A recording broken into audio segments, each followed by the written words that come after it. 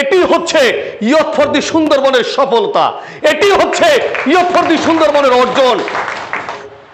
সবচেয়ে গর্বের জায়গা, আমার অত্যন্ত ভালোবাসার জায়গা সুন্দরবন। সেই সুন্দরবনে যারা কাজ করেন, যারা সেই সুন্দরবনের উপর নির্ভর করে যাদের পরিবার চালান, নিজে বেঁচে থাকেন, আরও 10 জনকে আপনারা বাঁচিয়ে রাখেন, সেই বনজীবী, তাদেরকে আমার পরম শ্রদ্ধা। সুন্দরবনকে রক্ষা করার জন্য আজকে ইয়ত ফর দি সুন্দরবন রূপান্তরের সহযোগিতায় তাদের টাকা খরচ করে আজকে সুন্দরবনকে রক্ষা করার জন্য আজকে আমাদেরকে সচেতন করছে। তাহলে বুঝতে হবে যে আজকে আমাদের ভালোর জন্য তারা কাজ করছে। তাহলে আমাদের ভালোর জন্য যদি তারা কাজ করে, তাহলে আমরা কেন আমাদের ভালোটা বুঝবো না? আমরা তো সবাই যে যার স্বার্থটা আগে বুঝি না?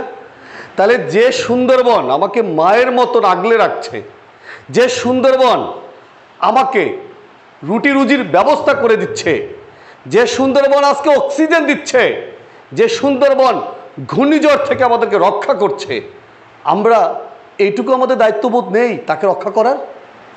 কেউ যদি উপকার করে তার প্রতি তো আমরা কৃতজ্ঞ থাকি না?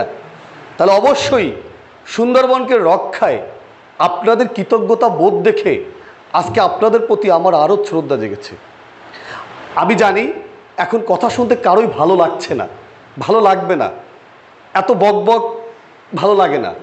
তারপরও আমি আপনাদের ধৈর্যের বিচ্যুতি ঘটাচ্ছি, এজন্য আমি দুঃখিত। একটু মনোযোগ সহকারে শুনবেন। এর আগেও রূপান্তরের সহযোগিতায় ইয়ত ফর দি সুন্দরবনের আয়োজনে এই অফিসার্স ক্লাবে সুন্দরবনের বনজীবীদের নিয়ে, মানে আপনাদের নিয়ে একটি কর্মশালা হয়েছিল। তার রেজাল্ট কি, তার ফলাফল কি? আজকে কিন্তু সেই ফলাফলটা আমরা দেখেছি যে সেই কর্মশালা শেষ করে যারা সুন্দরবনে আবারও বিভিন্ন কাজে আপনারা গিয়েছিলেন, আজকে কিন্তু তারাই বলেছেন সুন্দরবনে অনেক সময় আপনাদেরকে অনেক দিন ধরে থাকতে হয়, তখন আপনারা পলিথিনে করে আপনারা যে মৌলিক জিনিসগুলো হলুদ, মরিচ, লবণ এগুলো নিয়ে যেতেন, এরপরে কি করতেন? সুন্দরবনে ফেলে আসতেন।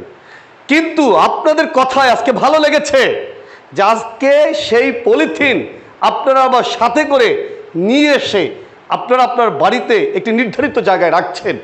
এটি হচ্ছে ইয়ত ফর দি সুন্দরবনের সফলতা, এটি হচ্ছে ইয়ত ফর দি সুন্দরবনের অর্জন।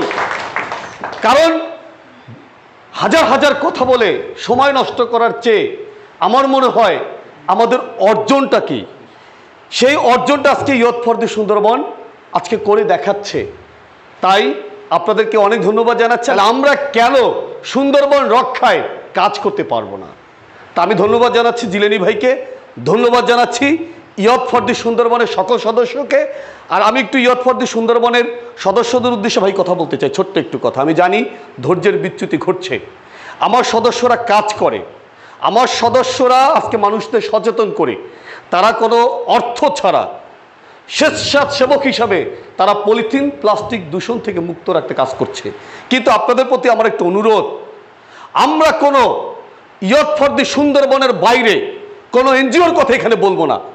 আমরা যদি ওই লেকের পলিথিন পরিষ্কার করতে হয়, not be NGO, not be otherwise সংগঠন, আমরা ইয়ত ফর দি সুন্দরবনের স্বেচ্ছাসেবকরা এই বনজীবীদের সাথে নিয়ে আমরা ওইটা পরিষ্কার করব। কিন্তু আমরা কোনো এনজিওর কথা এখানে বলবো না, only for yacht for the Sundarban. ভালো থাকবেন, সুস্থ থাকবেন, আপনাদের সার্বিক সুস্বাস্থ্য কামনা করছি।